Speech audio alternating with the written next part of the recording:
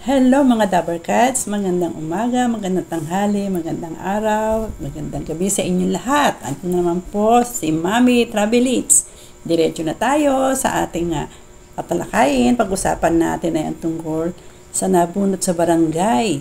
Naalala niyo po ba nung totoong nakakaiyak po yung part na yun. Ngayon gusto ko lang kasing i-share sa inyo na talagang tayo noong mga panahon natin, ng mga pinanganak na 1960s, 70s, naranasan din yung naranasan niya. Ganun din po ang inyong lingkod.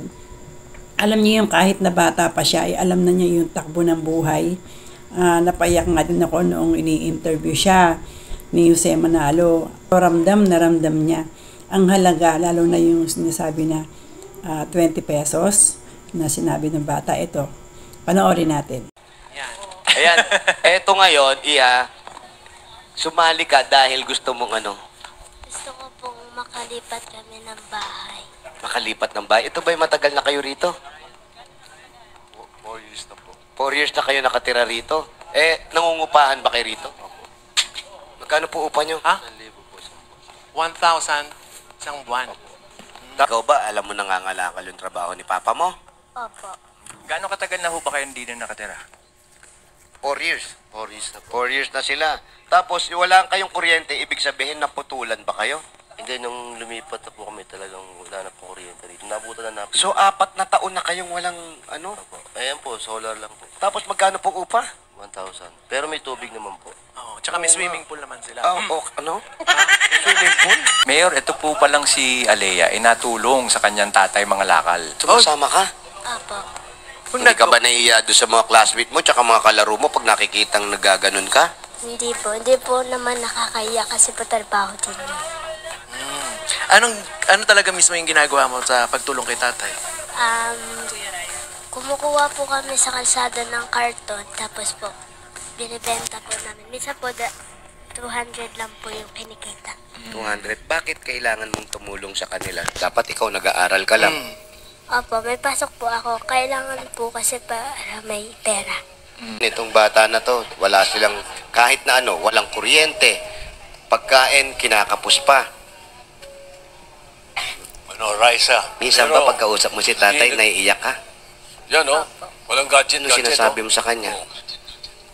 Kasi po, wala po kami pera. Para po pambili ng pagkain lang. 20 pesos po yung pinapambili namin.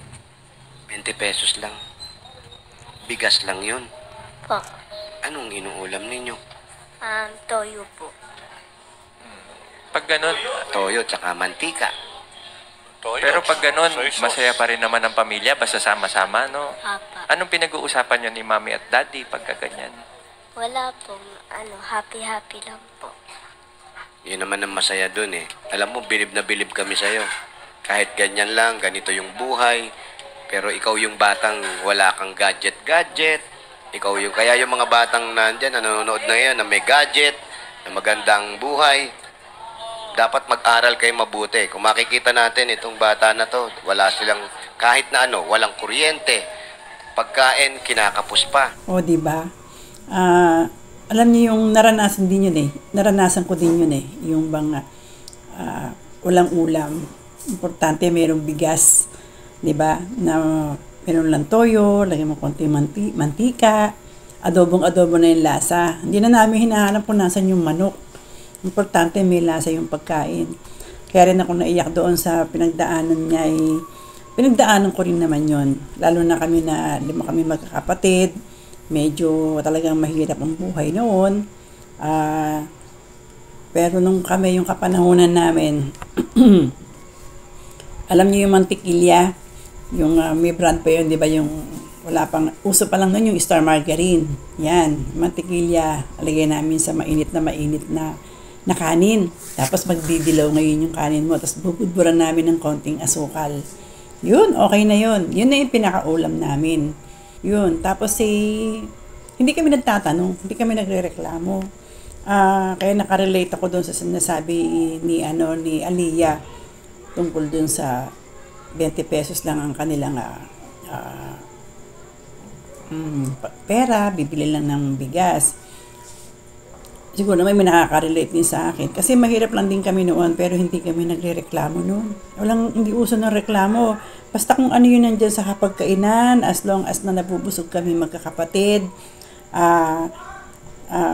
masaya kami. Paano sinabi ng bata, di ba? Happy-happy lang. Yun ang sinabi niya.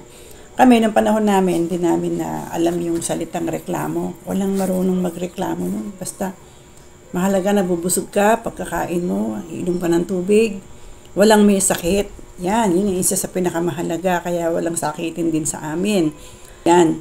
Kaya bilib din ako dito kay Aliyah dahil sa murang edad niya, ay alam na niya ang takbo ng buhay nila. At mabait siyang bata. Yung mga comment doon sa Itbulaga, sa TVJ channel, kapitbahay pa raw nila. At talagang pinatunayan niya na mabait daw talaga si Aliyah. Nung panahon namin kasi wala naman cellphone, kaya nakakapag-concentrate kami sa pag-aaral, sa mga gawaing bahay. May TV nga kami noon, pero merong sliding door. Tapos may ano yun, may susi. Di susi yun, na hindi kami pwedeng manood ng TV hanggat hindi tapos lahat ng assignments namin. Kaya chinecheck ng nanay ko yan. Pagka okay na yan, saka palang bubuksan yung TV. Kaya ako naman, ginagawa ko, nasa school pa lang ako, pumupunta ako sa library, ginagawa ko ng assignment ko dahil ako talaga ay mahilig manood ng TV.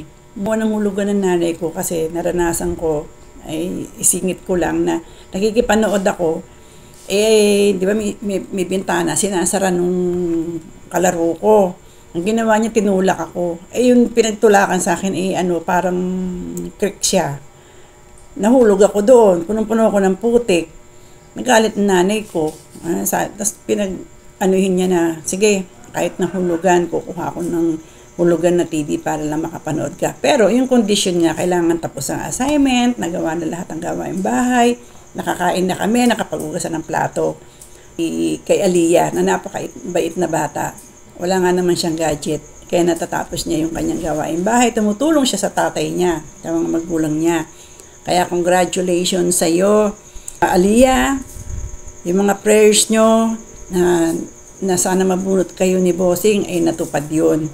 Diba? Talagang lagi ka ng sumampalataya sa Diyos na kapag meron kang gustong hinihiling at ang ganda ng talagang sakto. Diba? Alam naman din ng ating Panginoon Diyos na kung sino talaga ang dapat biyayaan. Na tama, binubunot lang ni Bossing yun, diba?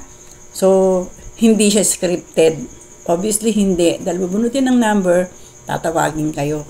Congratulations. Tandaan natin ang mabait na bata at masunuring anak ay pinagpapala ng ating Panginoon Diyos. Yun. Medyo nakakaiyak nga yung yung part na yun. Siyempre, nakarelate din naman ako. Una sa lahat, sana, lalo na yung mga kabataan ngayon, na kung kayo ay nakakahawak ng cellphone, napakaswerte nyo na, maging inspirasyon nyo si Aliyah at pupursige na tumulong sa kanyang mga magulang sa kanyang murang edad. Okay, gando ng aking kwento sa inyo at bago natin tapusin ito, nais ko lamang pasalamatan. Maraming salamat kay Tita Missy. Yan, pakisubscribe na hindi ako nakakalimutang i-promote sa kanyang YouTube channel, sa kanyang mga live.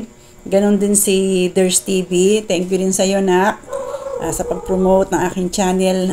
Bagamat ako ay maliit na channel pa lang, sa Itbulaga at sa TVJ. Full support tayo dyan. Ganon din kay Eto and True. Yun ay sa Itbulaga TVJ Defender din yan. Sa FB page, mag-subscribe po tayo din sa kanila. Supportahan po natin sila. So, din po, ganon din sa mga BMB family, mga supporters, TVJ Forever. Ano pa pong napadaan sa inyo ang aking channel at ito po ay hindi pa po kayo nakasubscribe. Please subscribe po at malaking bagay po ito para sa akin. Ganon din po sina Francis Erica Valle sa pagsensaka ng mga link at napakasipag, lagi nakasubaybay. Si Ina ni Johara, yan, si Armin and Irene Patricio, yan, Manuel Ponce, Elsie Gama, Elenita Yoshinaga, Andoy Chacha, hello, at congratulations po sa TVJ 2 million followers sa FB page. pagpatuloy po natin ng pagsuporta sa kanila at maraming salamat po and see you soon on my next vlog. Bye!